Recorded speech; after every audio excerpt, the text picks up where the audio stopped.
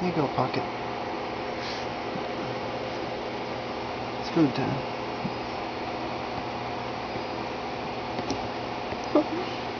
There you go, sweetie.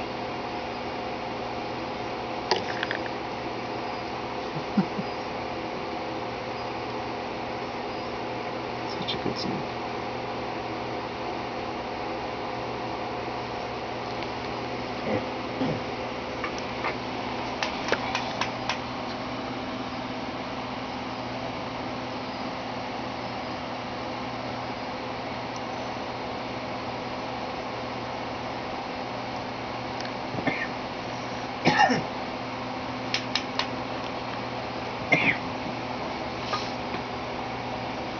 And while she's eating there, we've got our Cinecorn Simon. It's a cross between a Sinaloan milk snake and a regular corn. He got a lot of the milk snake patterning, but we love the blood red and yellow stripes. Do you think you could breed those two? We have tried breeding him back to Pocket, but we haven't had any success. The problem with the hybrids is they found a high infertility rate when they hybrid bred them. So it's not really healthy for the snakes to hybrid breed like that. In the same token that inbreeding is not healthy. But he's a good snake. We got him from New England Reptile Distributors. And we actually got Pocket from a horrible breeder in Buffalo, New York. They were at a reptile show in Manchester, New Hampshire, and all of their snakes were in real bad shape, and we wanted to do our part and rescue one from their quote-unquote care. So we found her, and she was a second corn snake we bought. The first corn snake we bought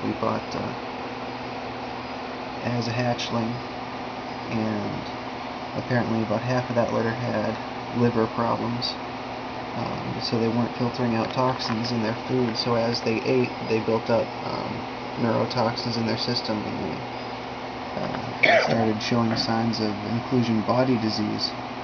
But the big thing on that was when we were trying to figure all that out, inclusion body disease only happens in void snakes, and corns and milks are all colubrids, so they're not actually affected by what causes IBD. But the outward symptoms are just neurological distress, so they don't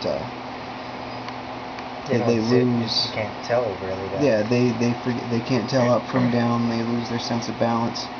They tend to walk around with their head pointed up, which they call stargazing. Stargazing. There we go.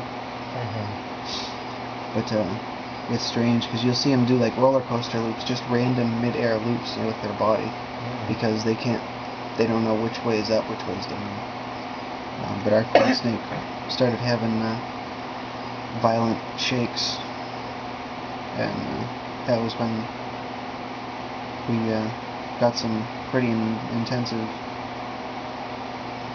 vet care, and but there was that kind of thing. There's no saving it, unless you want to do a liver transplant on a snake. Oh, really? And I wouldn't trust the doctor we were seeing to do that. No? No. He I never had a good feeling about him. Everybody says he's a really good exotic, but it seems like all his exotic experience was with birds and lizards. I mean, he had some good stories about snakes that he operated on, but he didn't seem to have an extensive knowledge of actual, snake conditions or anything like that. He had a lot of book knowledge, but he didn't seem like he understood actual real life keeping techniques.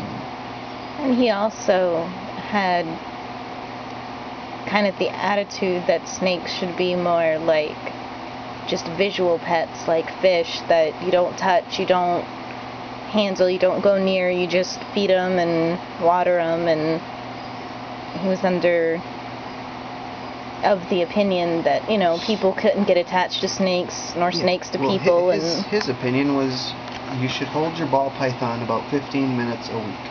Right. And If that. We've had 6 ball pythons among our myriad of snakes that we've kept over the past 2 years. And I haven't met a ball python that did not benefit from handling. I mean, their temperaments get better. They seem to be a more well-rounded snake. They're not secluded all the time. When Yeah, they're that would handled. make logical sense. Too.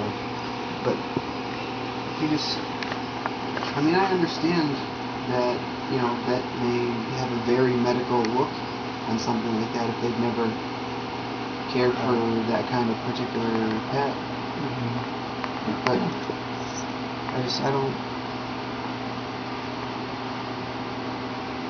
I was never thrilled with him.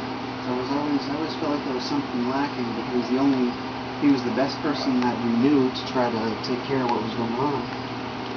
But I mean, it seemed like he was leaving at the same time that we were.